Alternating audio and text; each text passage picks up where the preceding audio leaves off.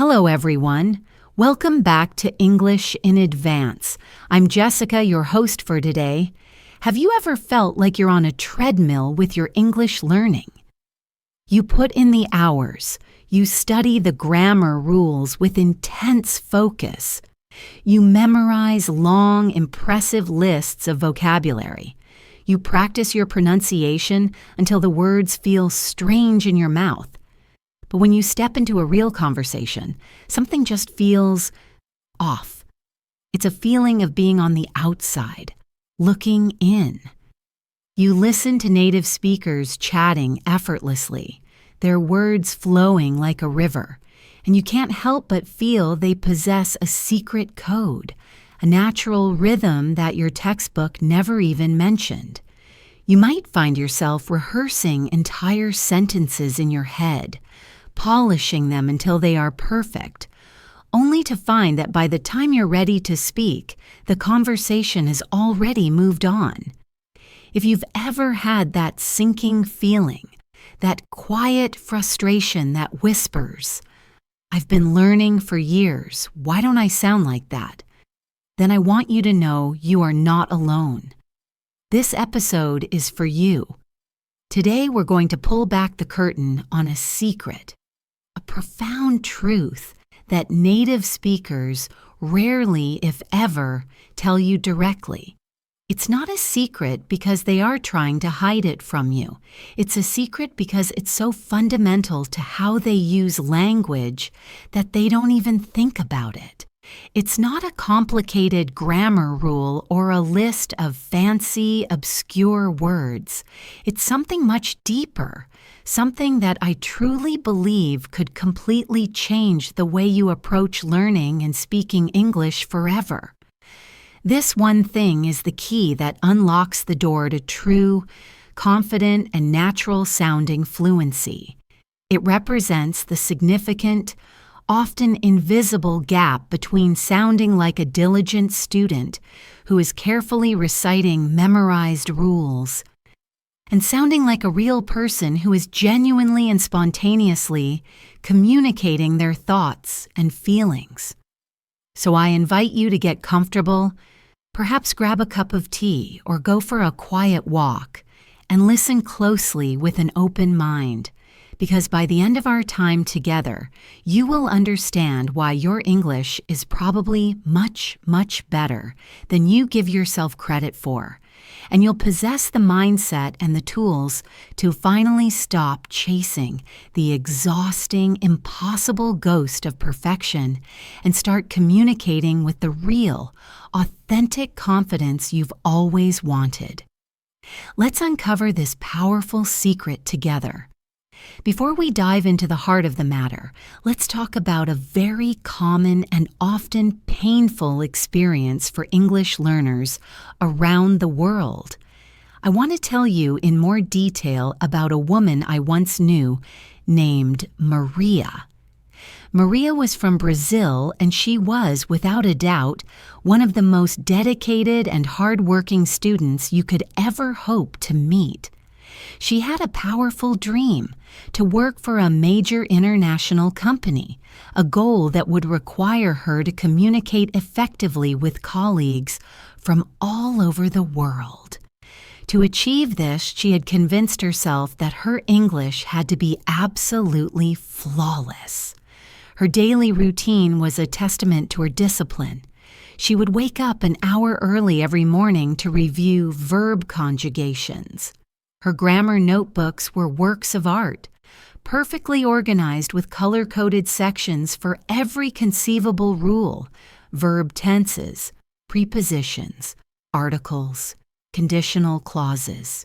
She used sophisticated flashcard apps with spaced repetition algorithms to memorize hundreds of new vocabulary words every single month. She could not only use the past perfect continuous tense, she could deliver a 10-minute lecture on precisely how and why it differed from the simple past perfect. On paper, her English was a fortress of grammatical correctness. It was impeccable. But something strange and deeply frustrating would happen whenever she had the opportunity to use her knowledge in the real world. A simple, friendly question from a native speaker like, "So, what did you do over the weekend?" would trigger a wave of panic inside her. Instead of simply answering the question, her mind would short-circuit, transforming into a frantic, high-speed internal debate. The checklist in her head would start racing. Okay, he asked me a question in the past tense, so I must answer in the past tense. I went to the park.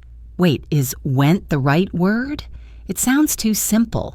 Should I say, I visited the park or I frequented the park? What preposition is correct? Is it to the park or at the park? Oh no, I think I've used the wrong one before. What if I make a mistake? He will instantly know my English is terrible. He'll think I'm not intelligent. Her heart would beat faster. Her palms would get sweaty. By the time she had mentally constructed, revised, and approved what she believed to be the perfect sentence, the moment had vanished. The conversation, fluid and alive, had moved on, leaving her in a silent, isolated bubble of her own anxiety. She was left feeling foolish, frustrated, and utterly defeated. Maria was chasing a ghost, the elusive, mythical ghost of perfect English. This ghost is an idea that many of us learners carry. It's the belief that native speakers are like walking, talking grammar books. We imagine that they speak with flawless sentence structure, an endlessly vast vocabulary, and that they never, ever make a mistake. But this belief, this exhausting chase for an unattainable ideal of perfection, was the very thing sabotaging her progress. It created a paralyzing fear of error, a fear so powerful that it prevented her from doing the one single thing that would actually improve her speaking skills, which is, of course, the simple act of actually speaking. This brings us directly to the great secret, the one fundamental thing that native speakers don't tell you, and it's this. Real, natural, fluent English is not perfect. In fact, it's often wonderfully messy, a little bit disorganized, and beautifully, humanly imperfect. Native speakers do not talk like your grammar books read. They are not focused on linguistic precision. They are focused on human connection. They prioritize getting their message across, sharing an idea, expressing a feeling, or telling a story. They are not consciously analyzing their own subordinate clauses or conjugating verbs perfectly in their head before the words leave their mouth. This is the secret. The fluency you have been so desperately searching for isn't found in the distant land of achieving perfection. It's found right here, right now, in the act of embracing imperfection. Native speakers are not perfect. Let me say that again so it really sinks in. Native speakers are not perfect. They make mistakes. They forget words mid-sentence. They start a sentence one way, realize it's not going where they want it to go, and then clumsily finish it another way. The critical difference is their attitude towards these imperfections. They don't care. They don't let a small error derail the entire train of communication. They just keep talking. For you, the dedicated English learner, this news should feel like a 100-pound weight being lifted from your shoulders. It should be the most liberating, empowering news you've ever heard. It means you can finally let go of that suffocating pressure you put on yourself. You can give yourself the grace and the permission to make mistakes.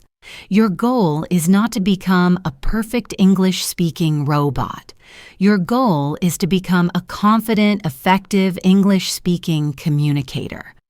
Before we go any further, I want you to take a deep breath and genuinely think about this. Can you remember a time, maybe even this past week, when you wanted to say something in English, but you stayed silent because you were terrified of saying it wrong? Perhaps it was in a classroom, a work meeting, or just a casual chat with a friend. I am willing to bet that nearly every single person listening right now has felt that very specific fear. That fear, the fear of judgment, the fear of imperfection, is the true enemy of fluency. It is a bigger obstacle than your grammar mistakes will ever be. Understanding truly and deeply that even native speakers are beautifully imperfect is the first, most crucial step to defeating that fear and finally unlocking the powerful voice you already have inside you. So, if native English isn't the clean, perfect language from our textbooks, what does it actually sound like in the wild? Let's put on our explorer hats and venture into the beautiful, chaotic jungle of real spoken English. One of the very first things you'll notice when you start listening closely, really listening to native speakers, is that their speech is full of filler words. These are the little sounds and words they use to plug the gaps, to fill the silence while their brain is working to catch up with their mouth. You know them well.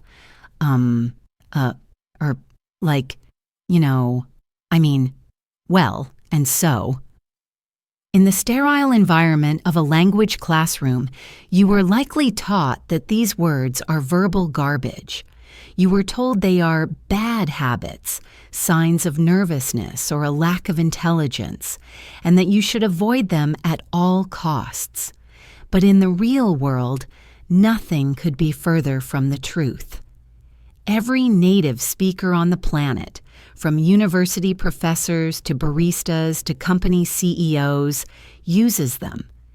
They are a completely natural and essential part of spontaneous, unscripted speech. They act as signals to the listener, letting them know that you're thinking, gathering your thoughts, or searching for the most precise word. I vividly remember when this concept truly clicked for me. I was having a conversation with a friend from Canada named Mark. We were passionately discussing a movie we had just seen, and for some reason, I started to tune into the mechanics of his speech.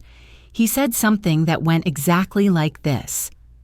Yeah, the movie was, it was good for sure, but, I think the main actor was not really the best choice for the part. He did an okay job, I guess, but the whole performance just felt, a little bit off, I was completely fascinated. Here was Mark, an intelligent, well-read, articulate native speaker, and his speech was absolutely peppered with these so-called bad words. But it didn't sound bad, it didn't sound uneducated. It sounded completely and utterly natural. It sounded human. It was the sound of a mind at work. Using fillers strategically can actually make you sound more fluent and natural, not less, because it shows you are comfortable enough with the language to think out loud within it. It's far more natural than a long, silent, awkward pause that makes the listener wonder if you've forgotten how to speak. Let's do a little practice together. I'll say a simple, clean sentence, and then I'll say it again with a natural filler. I want you to repeat the second version out loud and really feel the difference in the rhythm. First, I think we should go to the Italian restaurant. A bit robotic, isn't it? Now, with a filler, I think we should go to the Italian restaurant. Can you feel that?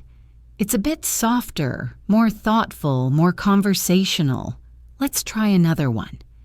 The meeting is at 3 o'clock, now with a filler. So, the meeting is, at 3 o'clock.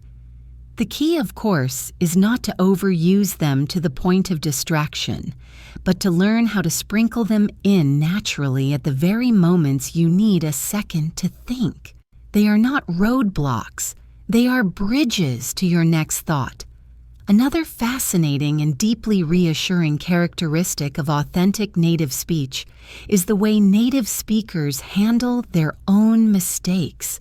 And believe me, they make them constantly.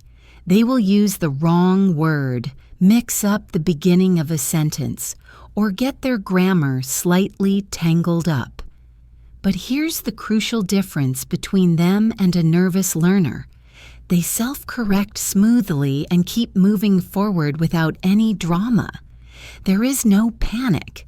There's no long pause followed by a lengthy apology for their bad English. They don't stop, blush, and feel embarrassed. They just fix it on the fly as if it's the most normal thing in the world. Because it is. I once heard a wonderful story about a learner named Tom who was visiting London for the first time. He was on a crowded double-decker bus, soaking in the sights and sounds of the city, and he started listening to two local women chatting animatedly behind him.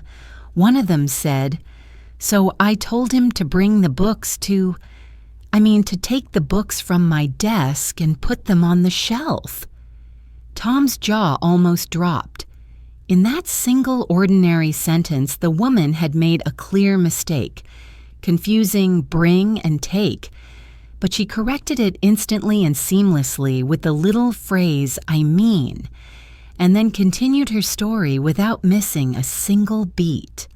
For Tom, it was a profound light bulb moment. He suddenly realized that fluency wasn't about achieving a perfect, error-free performance. It was about knowing how to recover from a mistake gracefully and efficiently. This skill, the art of smooth self-correction, is a superpower for any language learner. It allows you to speak with much more freedom and less anxiety because you know that if you trip over a word, you can catch yourself without falling flat on your face. You develop a safety net. Let's practice this skill right now. I'll say a sentence that contains a common learner mistake, and then I'll show you how a native speaker might correct it. I want you to repeat the corrected version out loud. Mistake. Yesterday, I buy a new shirt. Correction. Yesterday, I bought a new shirt. See how simple and quick that was? Just a tiny course correction, and then you move on. Let's try another one that's very common. Mistake. He is from Germany. Correction. He is from Germany. Practicing these small, instant corrections in your own daily speech is a fantastic way to build real, resilient confidence. You are essentially training your brain not to panic when a mistake inevitably happens, but to see it as a normal, manageable part of the dynamic process of speaking. Finally, to truly understand the sound of native English, you must appreciate that it is absolutely drenched in informal language, slang, idioms, and phrasal verbs that you rarely find in the first few chapters of a standard textbook. This is the living language of friendship, of casual conversation, of real, everyday life. While learning formal, correct English is undoubtedly important, it's the understanding and occasional use of this informal language that truly makes you sound connected, current, and natural. I remember a story from a Japanese learner named Kenji who had just started his dream job in an American office. His English grammar was, by all accounts, excellent, but he told me he felt completely lost and isolated in his very first team meeting. His manager, a friendly and energetic woman, started the meeting by saying, "Okay, team, let's touch base on the Miller project. I want to make sure we're all on the same page." After this, I'll circle back with you, David, to go over the numbers. And Sarah, please don't forget to follow up with the client. Kenji understood every single word individually. He knew touch and base, same and page, circle and back. But the phrases touch base, on the same page, circle back, and follow up left him utterly confused. He said it felt like his colleagues were speaking a secret code. He felt like an outsider. This is an incredibly common experience for learners who have only been exposed to formal textbook English. These idioms are like conversational shortcuts packed with cultural meaning. To touch base simply means to quickly talk to someone to get an update. To be on the same page means to have the same shared understanding. To circle back means to return to a topic or conversation at a later time. And to follow up means to continue communication about something. You do not need to sit down and memorize thousands of these. That would be overwhelming and ineffective. But gradually becoming familiar with the most common ones through listening to real conversations, podcasts, and movies can make a tremendous difference in your comprehension and your confidence. More importantly, it helps you understand the culture behind the language. It shows you that English is a living, breathing organism that is constantly changing, evolving, and adapting. It's not just a static set of rules in a book. It's a dynamic tool for human connection. This leads us to the most profound, the most important part of our secret. The ultimate final goal of learning any language is not to get a perfect score on a grammar test. It's to connect with other human beings.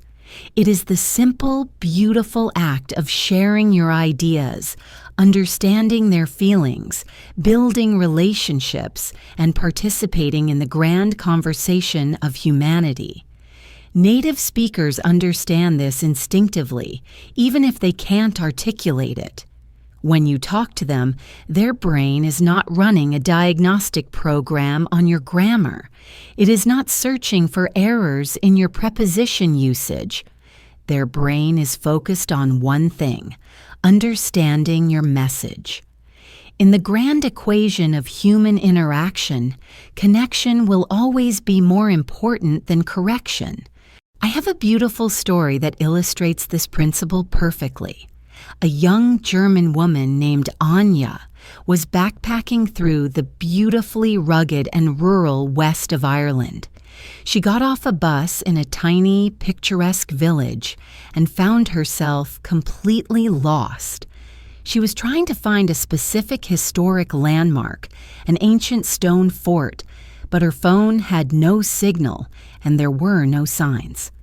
She saw an old man with a kind, weathered face sitting on a wooden bench outside a pub, just watching the world go by. She approached him, her heart filled with the familiar anxiety of having to speak. In what she later described to me as very broken and terrible English, she said, "Excuse me, I, look for Old Stone Place?" She made a vague gesture with her hand down the road. The old man didn't laugh. He didn't smirk. And he certainly didn't correct her by saying, "Ah, you mean to say I am looking for the ancient stone monument?" Instead, his eyes crinkled, and he smiled a warm, genuine, gentle smile. He slowly stood up, leaning on his walking stick, and said, "Ah, the old fort. Of course. It's a bit of a walk from here, but it's a lovely view when you get there." He then proceeded to give her simple, clear directions, speaking slowly and deliberately, using his hands to show her when to turn left and when to go straight. Anya told me that in that moment she felt a profound wave of relief wash over her. The man wasn't her English teacher. He was simply a fellow human being. He didn't care about her grammatical mistakes. He cared about her need. He focused on her message, he understood it, and he helped her. That is the true spirit of communication. This represents a crucial, game-changing mindset shift for every single language learner. You need to begin the process of thinking of yourself not as a language student, but as a language user. A student lives in fear of tests and red marks from the teacher. A user has a clear and practical goal to communicate a message, to ask a question, to understand directions, to share a story. When you successfully adopt the mindset of a language user, you become far less focused on your own perceived errors and far more focused on the person you are interacting with. The goal shifts from self-conscious performance to mutual understanding. This powerful principle of connection over correction extends to all areas of your life, including the high-stakes professional world. Many learners hold the crippling belief that in a job interview or an important business meeting, every single word must be absolutely perfect, but that is very often not the case. I once coached a brilliant software engineer from Poland named David. He was applying for a fantastic job at a tech company in London. He was incredibly talented at his job, a creative problem solver, but he was terrified of the interview process. "My English is not good enough," he told me, his voice filled with anxiety. "I will make mistakes with prepositions. I know it, and they will think I am not smart." Our coaching sessions focused very little on perfecting his grammar. Instead, we worked on strategies for clearly and confidently communicating his passion, his skills, and his ideas. I told him, the interviewer's primary goal is to find out 3 things. Can you do the job? Are you enthusiastic about it? And would you be a good person to work with every day? They are not an English teacher looking for mistakes. David went to the interview. He was nervous, of course. And yes, he did make a few small grammar mistakes, just as he had feared. But he also spoke with an infectious energy and a deep passion about his ideas for the company's future. He smiled. He listened intently. He asked thoughtful, intelligent questions. A week later, he got the job. When he asked his new boss for feedback on his interview, she told him something he never forgot. "Honestly, David, your English wasn't perfect, but your passion was perfectly clear. We connected with your ideas and your positive energy. We knew you were the right person for our team." David got his dream job not because he had achieved perfect English, but because he successfully connected with the interviewers on a human and a professional level. He communicated his value effectively, and in the end, that was the only thing that truly mattered. I want you to try a little exercise right now. Think back to a recent conversation you had in English. I want you to actively resist the urge to think about the mistakes you made. Forget about them. Instead, I want you to focus on this one simple question. Did the other person understand my main idea?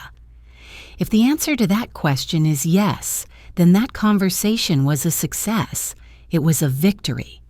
You need to acknowledge that and celebrate it, because every single time you successfully transmit a thought from your mind to the mind of someone else using English, you are winning at the game of language. You are connecting, and that is everything.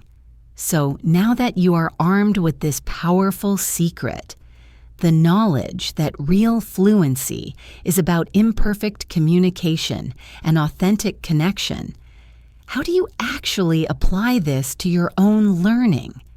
How do you shed the skin of the nervous student and step into the role of the confident user?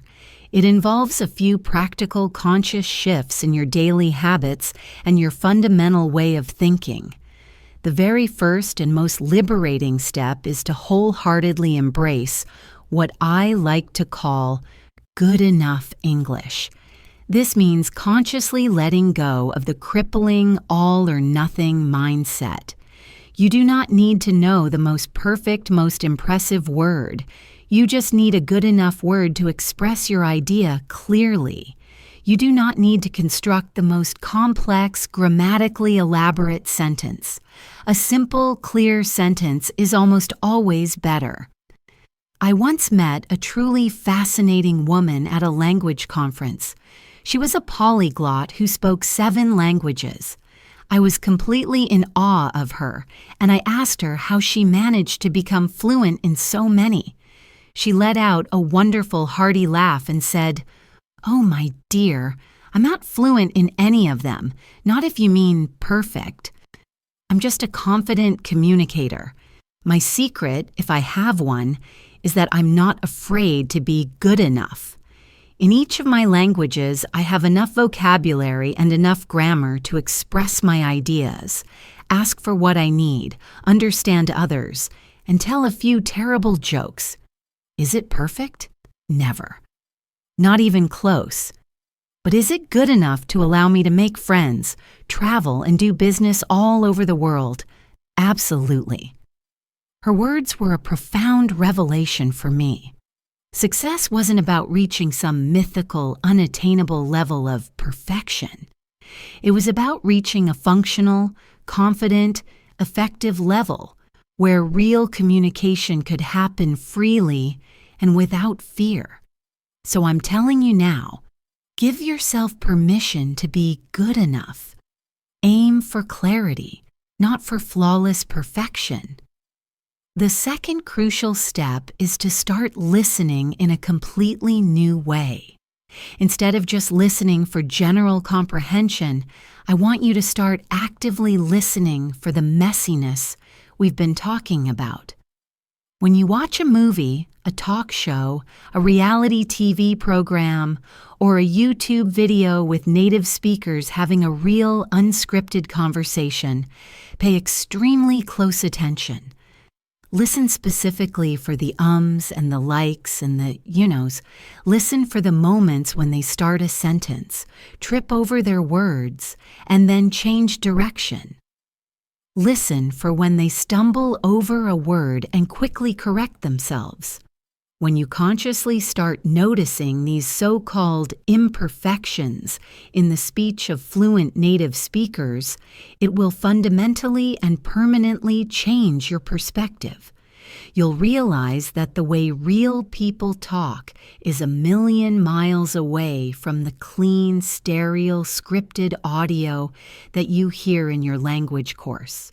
Here's a little homework assignment for you, and I really encourage you to do this. Find a 5-minute clip of a casual interview or a talk show online. The more unscripted, the better. I want you to watch it with a pen and a piece of paper. Your task is to make a little tally mark every single time you hear a speaker use a filler word like, or I mean. Then, make another tally mark every time a speaker corrects themselves or restarts a sentence. You will be absolutely shocked at how many marks you have at the end of just 5 minutes. Doing this simple exercise will retrain your ear. It will prove to you, beyond any shadow of a doubt, that this imperfect speech is not just acceptable. It's the absolute norm. It will make you feel so much more relaxed and forgiving about your own speech. The third and perhaps most important step is to practice speaking with imperfection. This is where the real work and the real progress happens. You need to get out of your own head and just let the words come out. I encourage all of my students to adopt a speak first, analyze later approach. In the middle of a live conversation, your top priority is to respond and keep the conversation flowing. Do not pause for 10 seconds in awkward silence, trying to find the absolute perfect word. Just say the first good enough word that comes to mind. If it's not quite right, you can always clarify later. There's a powerful story about two language exchange partners. Let's call them Sam and Alex. Sam was learning Spanish, and his partner, Javier, was learning English. Javier was a well-meaning perfectionist. Every single time Sam made a small mistake in Spanish, Javier would politely stop him and correct him. Their conversations were painfully slow, constantly interrupted, and honestly, not very fun. Then there was another pair, Maria, who was learning French, and her partner, Pierre, who was learning English. They made one simple rule at the beginning: absolutely no correcting each other during the flow of conversation. Their goal was just to talk, to share stories about their week, to laugh at each other's jokes, and to have a good time. If they heard a mistake, they just let it go and focused on the meaning. Guess which pair made faster, more significant progress? It was Maria and Pierre, by a huge margin. Why? Because they weren't afraid. They spoke much, much more.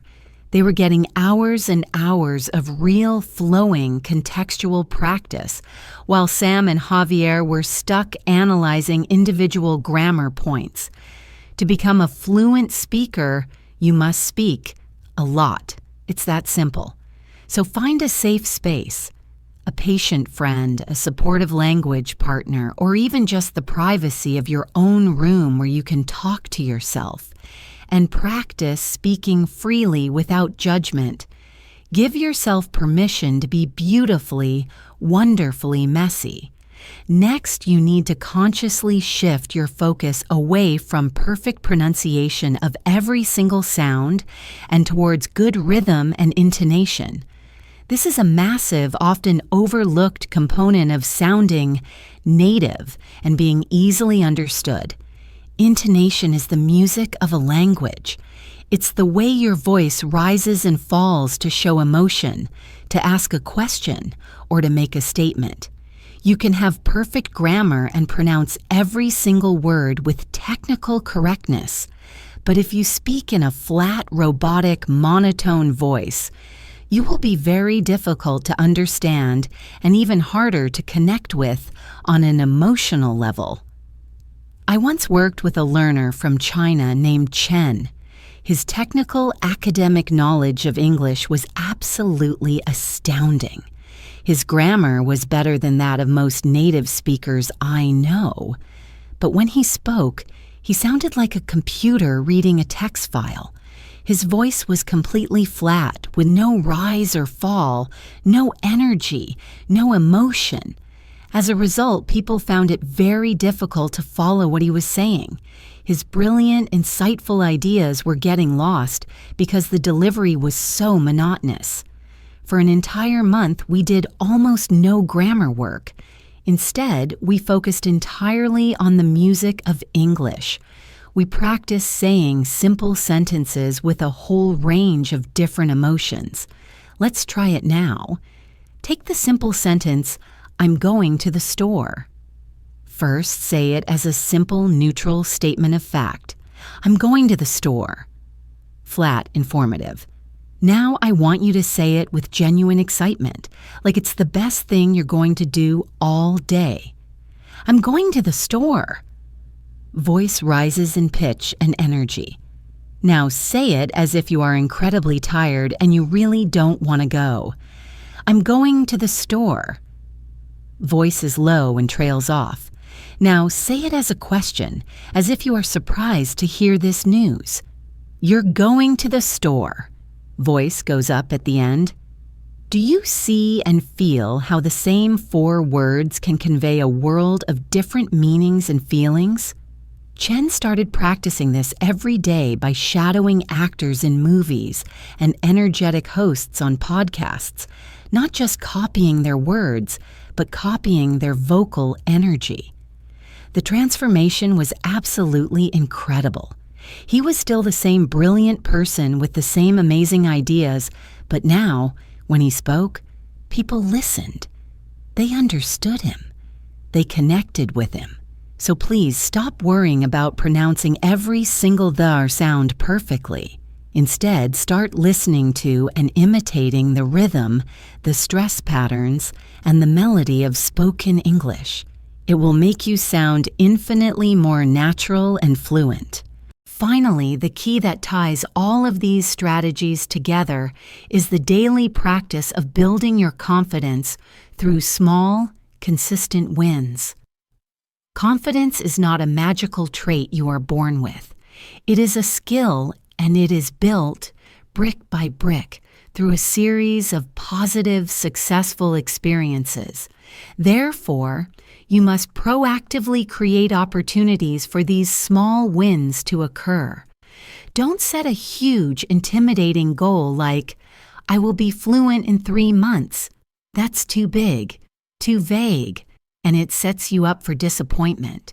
Instead, set a tiny, achievable goal like, this week I will order my coffee in English every single day. I have a wonderful and heartwarming story about a woman named Sophia, who had just moved to the United States from Mexico. She was a warm and intelligent person, but she was completely terrified of speaking English. The simple idea of going into a busy coffee shop and ordering a drink filled her with a paralyzing dread. But she knew she had to face her fear. The first day, she stood outside the shop and practiced the sentence in her head 100 times. Can I have a medium latte, please? She finally walked in, her heart pounding in her chest.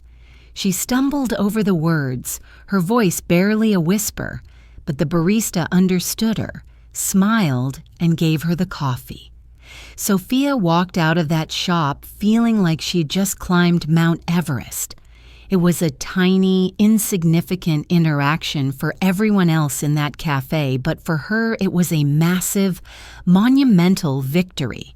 The next day, it was just a little bit easier. The day after that, easier still. Soon she was confidently adding, "How are you today?" to her order. A few weeks later, she started asking the barista about their day. A month after that, the barista knew her by name and started making her latte the moment she walked in the door.